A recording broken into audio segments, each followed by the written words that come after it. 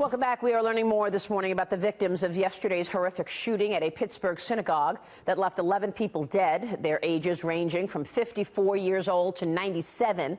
Among the lost, a pair of brothers, a husband and wife. This as the FBI releases new details of the suspected shooter, whose social media postings were reportedly full of anti-Semitic rants. He's facing 29 federal counts, 22 of which carry the potential of the death penalty. He's expected to make his court appearance before a judge tomorrow.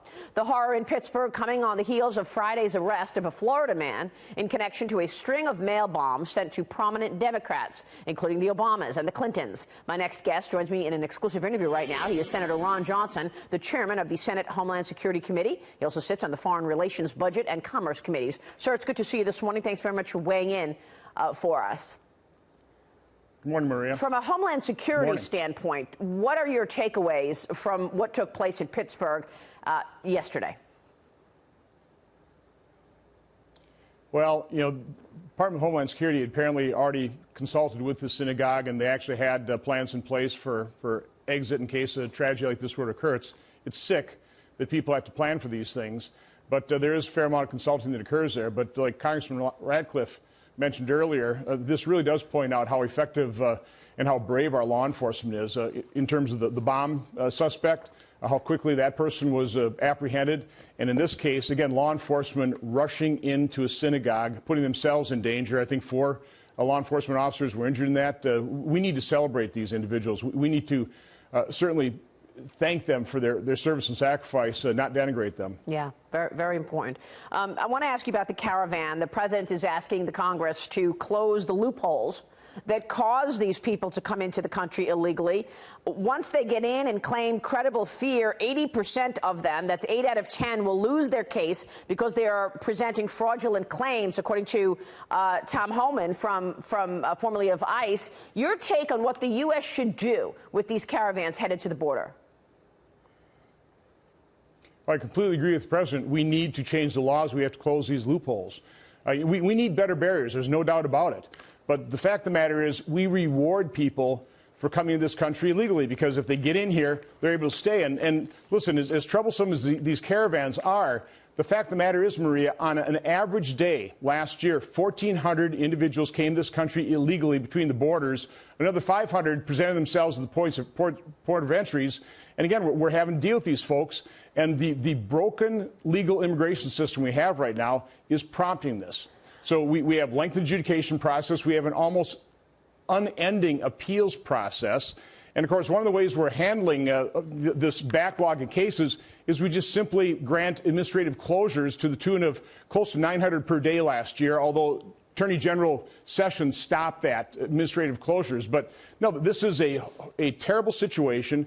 The main problem is literally our laws, bad court decisions, bad court precedents that incentivize people to come to this country illegally. We need to end that. I'm working on a bill called the Families Act through my committee that would hopefully address the inability to enforce our laws without separating families. Hopefully we can get agreement from Democrats. Nobody wants to separate families. Hopefully Democrats want to secure the borders, but I have my doubts because their solution literally is sanctuary cities, open borders, catch and release, and abolishing ICE. But I understand that, but why haven't these laws been changed? I mean, the Republicans have been in the majority for the last 2 years. Why haven't we seen any movement on our immigration laws?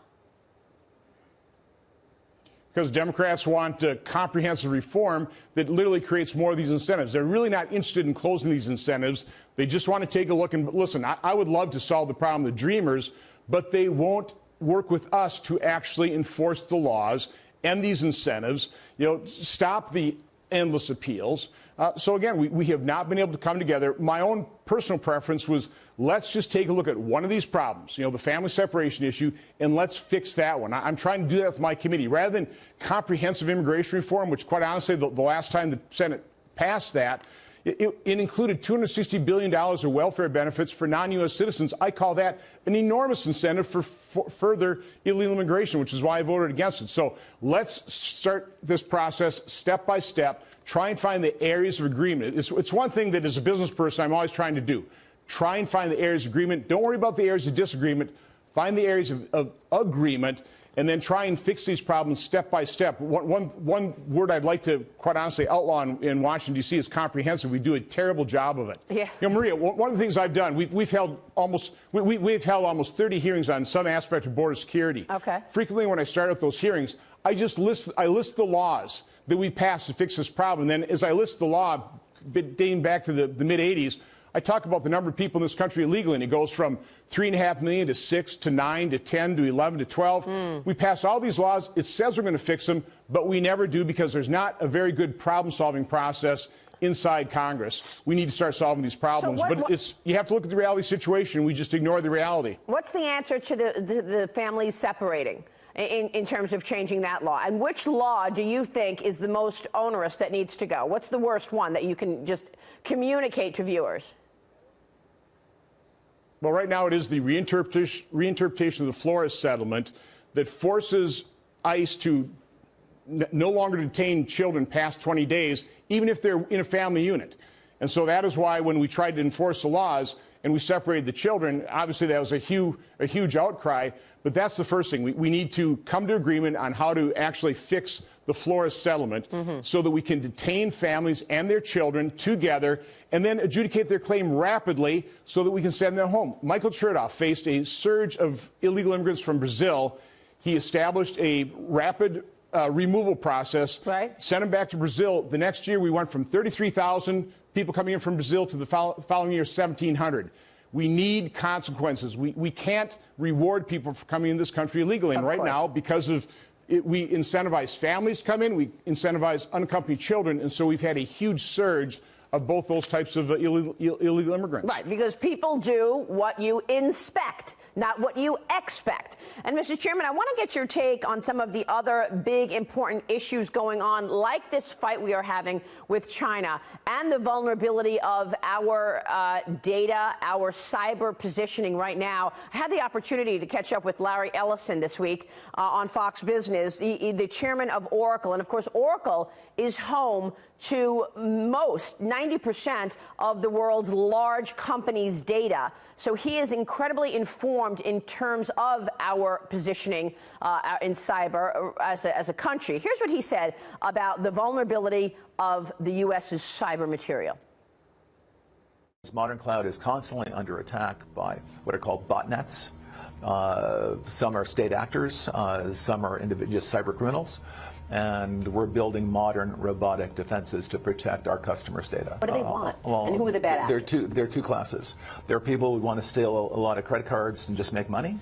And then there are state actors who want to gain intelligence. A government agency that basically the Ministry for Personnel in the United States was hacked by a government actor who was able to get all of the resumes for everyone in the White House, all of the Office of Personnel Management is called. The state actor took all of that information, and they were able to analyze it. And they, for example, they did something very clever. They said, oh, these are all the people that work for the government. These are all the people that work at this embassy in our capital city. How come there are some people that work in the embassy in the capital city that aren't in the list of government employees? Maybe they all work for CIA. I think we live in a democracy. If I don't like our government, I can vote for somebody else. We have a choice. That's the way it works. We can pick a very progressive government. We had a very progressive government under Barack Obama.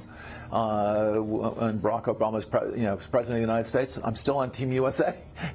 That's my team. I think it's wonderful to see the U.S. economy growing again over 4%. I think our big competitor is China, and that if we let China's economy pass us up, if we let China produce more engineers than we do, if we let China's technology companies beat our technology companies, it won't be long that our military is behind technologically also.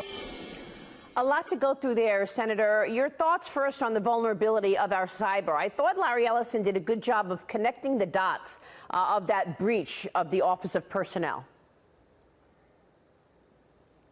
Well, you've hit on just another enormously complex problem here. You know, we had our annual threat hearing 2 weeks ago with the head of DHS and Director Wray and the head of the National Counterterrorism Center.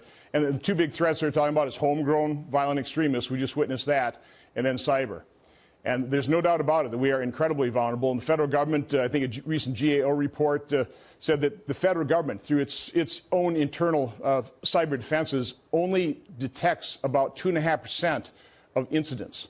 So we're woefully unprepared, and we're not very effective at this. We just saw healthcare.gov got hacked, and I think about 80-some-thousand individuals' personal information was obtained again. So, no, this is a huge problem. My own thoughts is that public exposure and disclosure is probably the best line of defense. People need to be aware of the fact that we've had so many high-profile cyber attacks certainly has energized the private sectors to begin to really start ramping up their cyber defenses. And we have these information sharing groups, I think, within the financial services, probably one of the better ones. I really do think we need a private sector model because they're going to be far more nimble than anything the federal government can do. But we need the federal government involved in terms of information sharing as well. Yeah. But, for example, Kaspersky's Labs, our intelligence community knew about this for years, didn't tell anybody.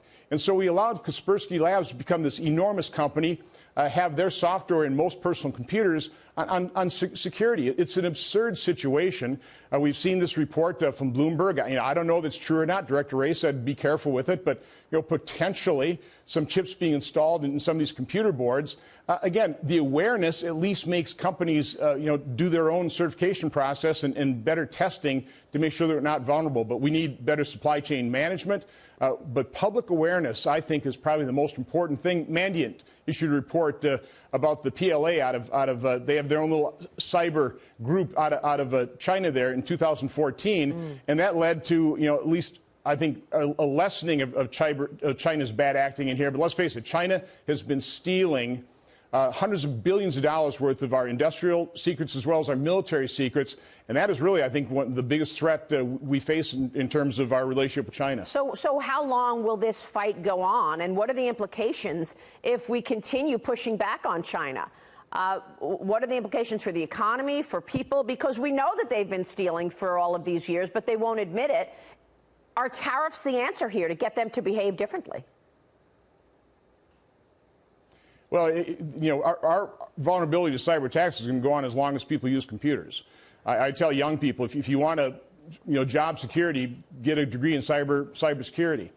So again, I think the good news is because of public awareness, the gap between those on offense and those of us on defense is quite honestly narrowing. And I think this administration, I think appropriately, is studying the fact of potentially going on offense ourselves as part of the deterrence.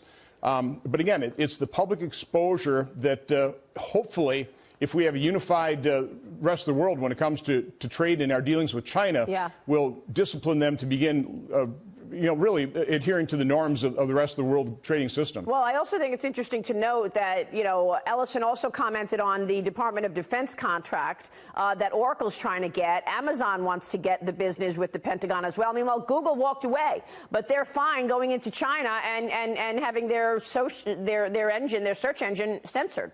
Real quick. Well, again, that's a decision I guess Google's going to make. The Chinese market, 1.4 billion person market, is very attractive, which is why a lot of U.S. businesses go over there and willingly give up their IP as well. Right. So this is an incredibly complex situation here.